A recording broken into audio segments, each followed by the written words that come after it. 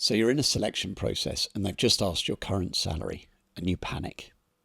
If you tell the truth, you're anchoring low. And if you lie, well, you're lying.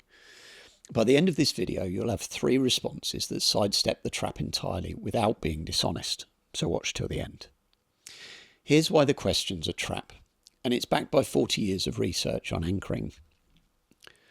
When behavioural economists studied negotiation, they found that the first number mentioned becomes the anchor point. Everything else gets judged relative to that number. So let's say you're on 45k and you say 45k. Even if they were prepared to offer 60, their brain now thinks 50 is sounding generous. That anchor just cost you 10 grand per year. Over 3 years, well over 30k. But you can't lie. First of all, it's unethical. And second, they can verify it. Third, you'll spend the entire relationship worrying that they'll find out and you'll be caught. So what do you actually say? Well, you refuse to set the anchor, and here's how. You've got 3 options. Pick one that fits your situation and that you feel most comfortable with. Response number 1, I call the redirect. I'm happy to discuss compensation, but I'd rather focus on what the role requires and what value I can bring. Once we're aligned on that, I'm confident we'll find the number that works for both of us. What's the budget for this role? What you just did deflected without being evasive. You're not refusing to talk about money, but you're reframing the conversation around value and not history. And notice the ending. You flipped it. Now they're the ones answering the salary question. Response 2, I call the range. Based on the role's responsibilities and my experience, I'm targeting roles in the X to Y range. Does that align with your budgets? This works if you've done your research and you know what the market rate is. You're not anchoring to your current salary, you're anchoring to value and the market.